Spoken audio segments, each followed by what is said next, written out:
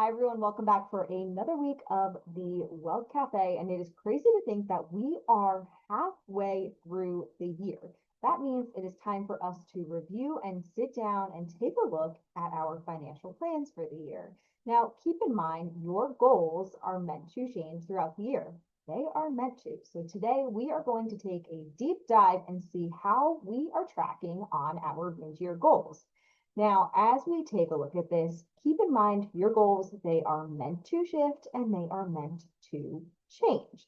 Now, let's start back into January when you did that planning. This is a great time now. Go back into the notes, go back, whether it's in your notes app, your phone, what you did with your financial advisor. Take everything out, take a look at it and see, okay, where did we begin the year, right? And where did you want to be at this point in the year? Right? And so you might sit here and say, okay, here is where I wanted to be at this point in the year. Have you met some of these places where you wanted to be? How are you tracking where you wanted to be towards the end of the year? You might sit here and say, okay, some of these goals, we no longer want to achieve them. Things change in our lives, in our jobs, in our careers, and that is totally fine. They are meant to. On the other hand, you might sit here and say, actually, we have new things that we need to start planning for. We need to change. We need to shift our focus. They are also meant to. And as you have new goals that you are adding onto this list, keep in mind every goal that you have always has a financial component to it. Even if you are sitting here saying, hey, I actually want to start looking for a new job, it's got to have a financial component to it. It might mean that you need to invest more into adding additional coursework that you need to do. You might want to hire a career coach. You might want to get another designation, right? Financial component to it. You may need to take a pay cut in order to go into a different role. You may want to take time off, right? The job market is shifting significantly right now. We are seeing a lot of changes happen. So take time. Take some time this week, over the next couple of weeks, now that summer is happening, things are slowing down, and say, okay, what does the rest of this year look like? The other thing I want you to do as you are doing this mid-year check-in, take a look at your spending throughout the year. How are things tracking? We've seen inflation at an all-time high over the last several years. Yes, things have come down a little bit. Eggs and chickens are no longer ruling our lives, thank goodness. However, you may have seen things expensive in your own life. Maybe you had different things happen. Maybe your kids have had a lot of extra expenses. Maybe there have been medical expenses happen in your life that you didn't foresee coming. Life happens, right?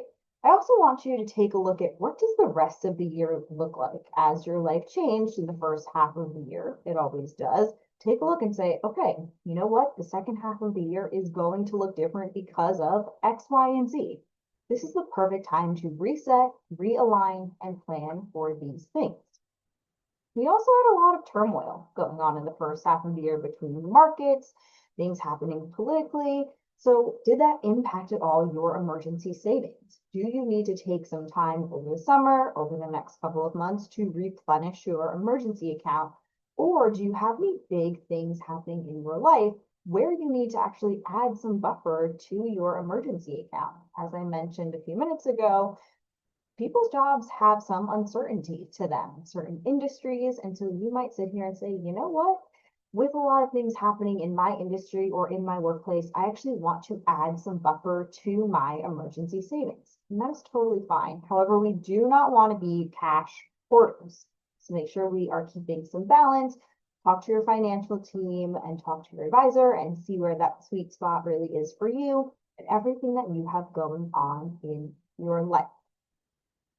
Now that you've kind of done that reflection and seen where you lie or how things have landed for the first half of the year, take time to do some reflection and say, okay, what really went well for me over the first half of the year, right? And say, okay, here's what I did well. And I always love it and encourage people to take time to journal. And this way you have this kind of reflection and do it in whatever way works for you, whether that's journaling, typing it out.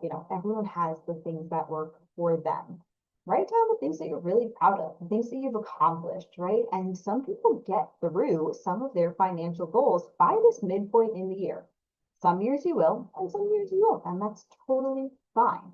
You might sit here and say, you know what, we're halfway through the year and we have certain goals that we've already achieved. We want to add things that we didn't think were going to happen this year. And that's a really great thing to do. You might be adding things on, taking things away. That's exactly what this mid-year check-in is for.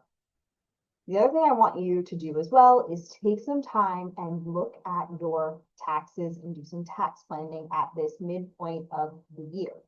I know it sounds crazy to be doing retirement planning in the middle of the year, but check in and say, okay, looking at your pay stub, make sure that you are on track for how much you should be taking out in terms of taxes. I had so many conversations with clients this year where they said, yeah, it was weird. Things went, awry with our HR teams and things just kind of got lost in translation. Make sure you're doing these check-ins. Look at your pay stubs. Make sure things are on track for how much should be taken out. It doesn't hurt to take the extra step so you don't get a surprise bill come April 15th. Nobody wants to have that happen and make a lump sum payment and have that come out of your emergency savings. This is also a good time, as I mentioned, check in on your 401k. Are you on track to max things out if that is your plan? And if not, what adjustments do you need to make?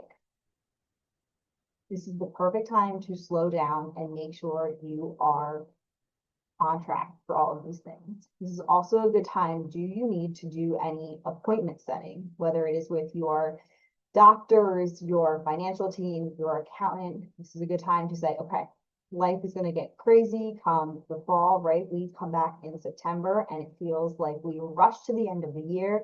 Before you know it, we will be hitting the holiday season. This is the perfect time while you have it during the summer when kids are in camp. Things feel a little bit slower while we are not all on vacation and before we all go away. Take this time, set all of your appointments, have it all automated for the end of the year. It is the perfect time to do this refresh before we all head out for the season.